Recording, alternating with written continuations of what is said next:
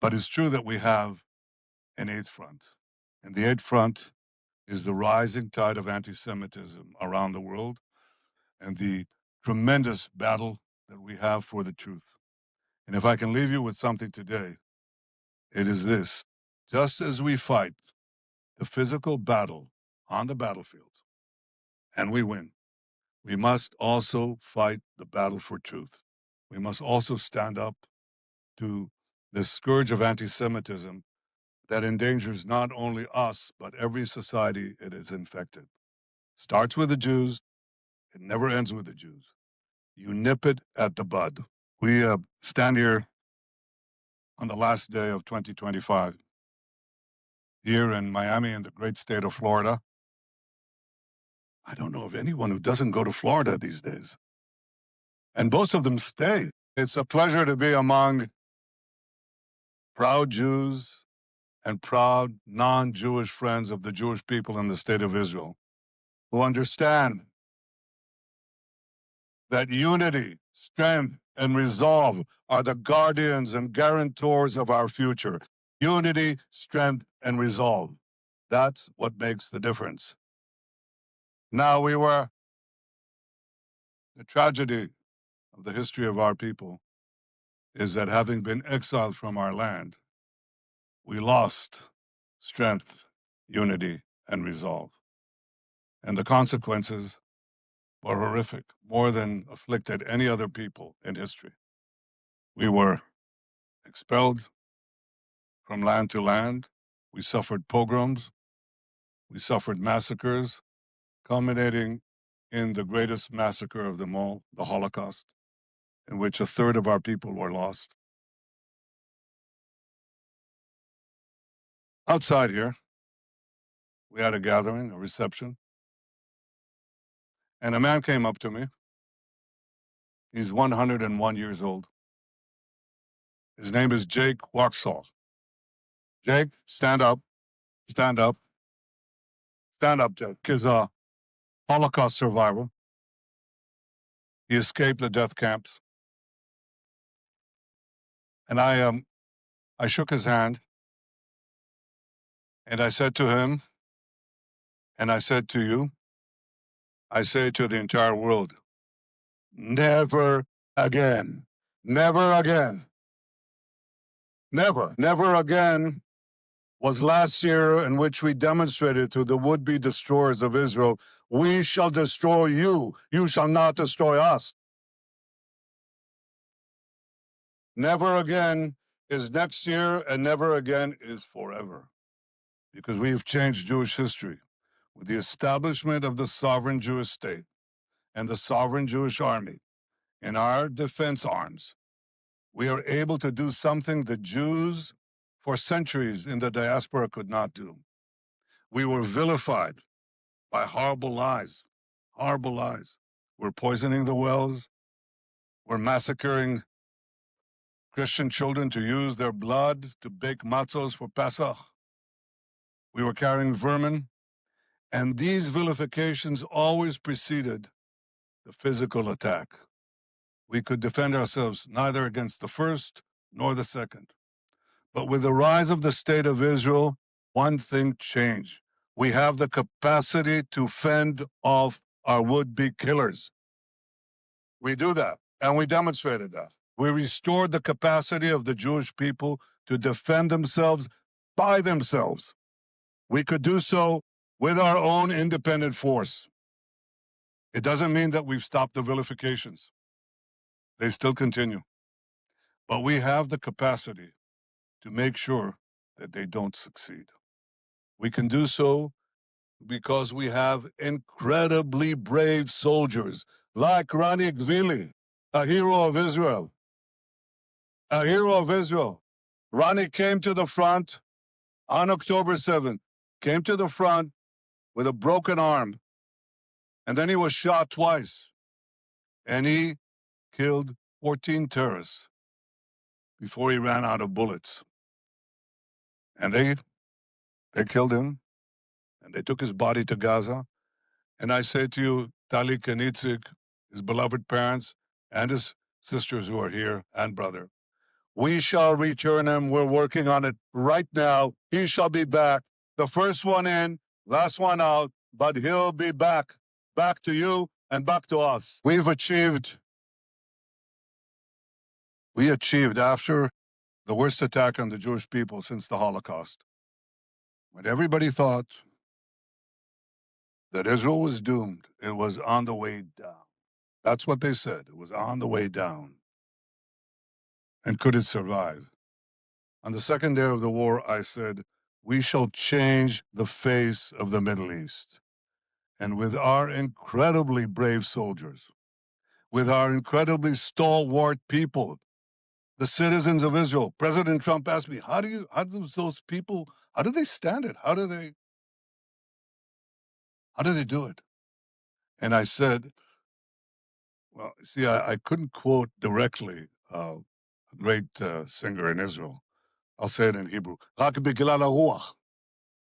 You know that. It's the spirit.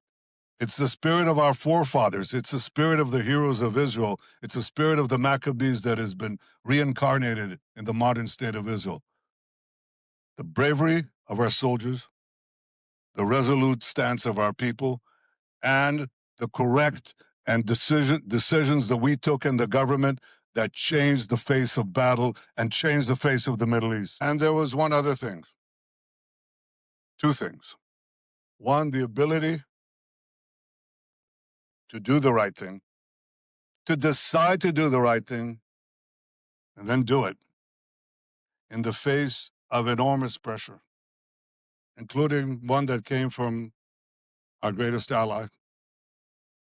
We had to show that our enemies saw that we would do what is necessary to protect the life of our state and the life of our citizens. And the fact that we did it under enormous attack in the world press and under very difficult conditions with our American ally demonstrated the depth of our resolve. That was one thing that was demonstrated, and it registered. But the second thing that happened was that we also had the friendship of the United States and the support of a president like no other, President Donald J. Trump, and the support that he gave the state of Israel. Now, mind you, I appreciated the fact that the beginning stages of the war, President Biden came to Israel. I appreciated the fact that he helped us in the beginning. But President Trump has been unflinching, consistent. He never wavered, including in the meetings that we just had in Mar-a-Lago. That's someplace, I can tell you. I mean, it's got better weather than Washington and a few other things. But the president is the same. His gut, his heart. We don't say gut, we say his kiss, his instinctive support for the state of Israel, his understanding of what is right, what is just. That's been there from day one. And we have shown what happens when the President of the United States and the Prime Minister of Israel have no daylight between them. Wonderful things, wondrous things can happen. They did, and they will. So for many, they see the wonder of Israel. They see how this small nation, gigantic in talent and in spirit, can take on enemies 10, 20 times their size and win. You could see the fact that our economy, after 2 years of war, has been rated among the 3 top economies on the planet. That's because, and I'm very proud to have led a free market revolution that unleashed the incredible talents and genius embedded in our people, in our citizens. And that came to the fore. And I have to tell you that Israel has come out of this war stronger than ever before militarily, stronger than ever before economically. Strong. What does strong mean? Well, we just signed a $37 billion gas deal. That's strong. We just have NVIDIA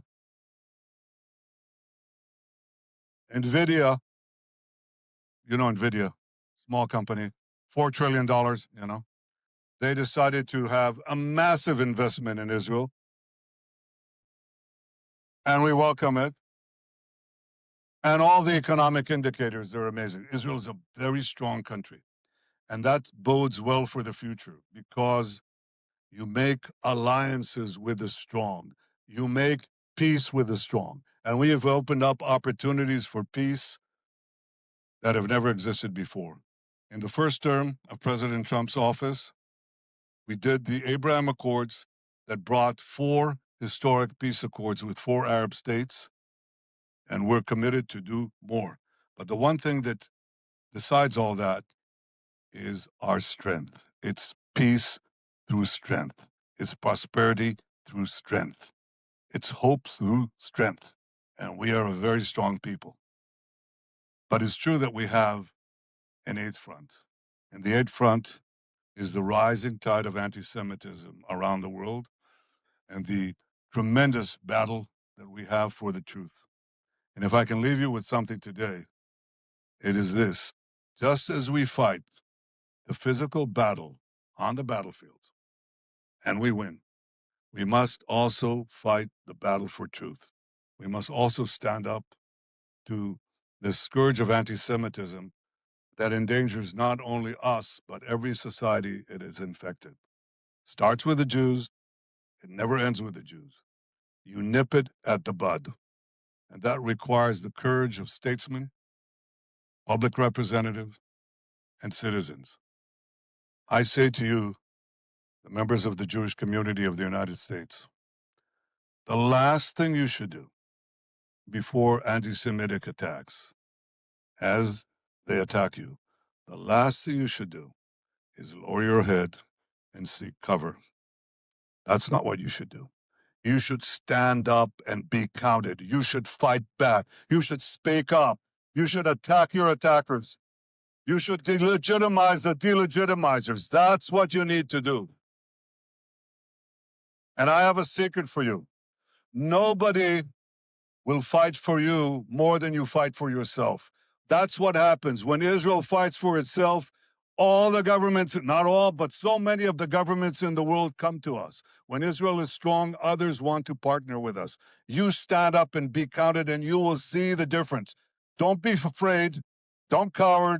Don't lower your head. And to the young college student who asked me before, 17 years old, he said what to do. Speak up. Stand up. Fight back. That's the important thing. It's called fight, fight, fight. And then we shall win, win, win with God's help. Shana Tova to all of you. Next year in Jerusalem, that's tomorrow. Thank you.